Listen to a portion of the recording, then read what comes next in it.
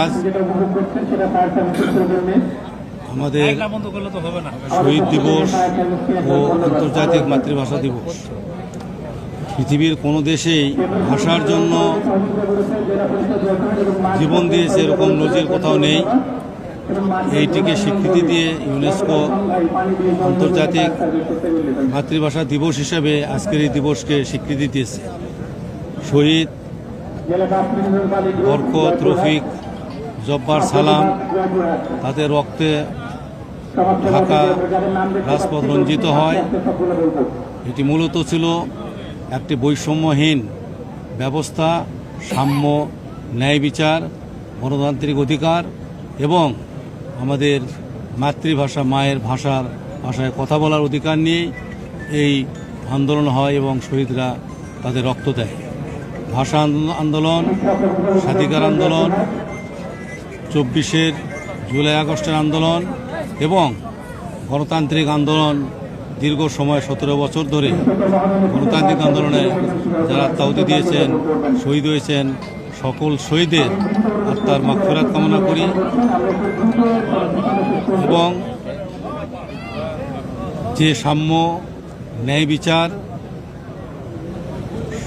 একটি সুষম সমাজ ব্যবস্থা এবং মানুষের কথা বলার অধিকার, গণতন্ত্র, আইনের শাসন, একটি দুর্নীতিমুক্ত সমাজ ব্যবস্থা, যে ব্যবস্থাগুলোর জন্য এই আন্দোলন হয়েছে, ভাষা আন্দোলন হয়েছে, অন্যান্য আন্দোলন হয়েছে, সেই আন্দোলনের প্রেক্ষিতে আজকে মানুষের ভোটাধিকার প্রয়োগ করে যে সরকার গঠিত হয়েছে, আমরা দেখেছি আমাদের নেতা, বাংলাদেশ জাতীয়তাবাদী দলের চেয়ারম্যান, গণপ্রজাতন্ত্রী বাংলাদেশ সরকারের মাননীয় প্রধানমন্ত্রী, তিনি আজকের এই দিবস উপলক্ষে বাণী দিয়েছেন। সেই বাণীতে এই কথাগুলো উনি উল্লেখ করেছেন এবং ওনার নেতৃত্বে বাংলাদেশে একটি দুর্নীতিমুক্ত, সুষম সম্পদের বন্টন, সাম্য, ন্যায় বিচার, গণতান্ত্রিক অধিকার এবং সকল মানুষের প্রতি একটি সুষম আচরণ, যে ব্যবস্থাগুলো যেটি উনি বর্ণনা করেছেন, এটি ইনশাআল্লাহ দেশে প্রতিষ্ঠিত হবে। এবং আমাকে যে প্রশ্ন করা হয়েছে, বাংলাদেশে আমাদের মাননীয় প্রধানমন্ত্রী উনি যে দৃঢ়ভাবে যে বক্তব্য দিচ্ছেন, এই বক্তব্যগুলি উনি ধারণ করেন এবং এই দেশকে ওনার নেতৃত্বে একটি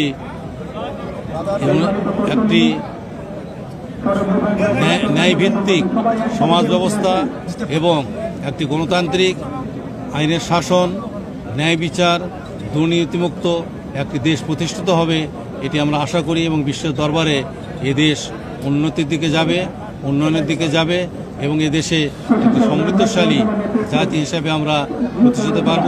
তখনই ভাষা আন্দোলনে যারা শহীদ হয়েছেন, সেই শহীদের এবং দীর্ঘ স্বাধীনতা যুদ্ধ এবং গণতান্ত্রিক আন্দোলন এবং জুলাই আগস্ট আন্দোলনে শহীদ হয়েছে, তাদের সে আত্মত্যাগ সার্থক হবে। জনপ্রশাসন তো বিগত সময়ে আমরা বিভিন্নভাবে দেখেছি যে দলীয়করণ করা হয়েছে। এই জায়গা থেকে আপনার সরকার বা আমার মনে হয় আজকে যেহেতু আমাদের যে ভাষা শহীদ দিবস এবং আমাদের একটা এই সময়ে আমার মনে হয় এই বিষয় কতটুকু প্রাসঙ্গিক আমি জানি না। তারপর যেহেতু আপনারা প্রশ্ন করলেন, আমি এক কথা একটু উত্তর দিব যে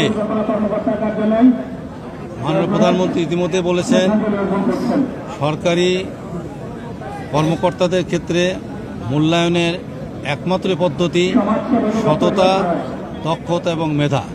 এর কোনো বিকল্প নেই বা বিকল্প থাকার সুযোগ নেই।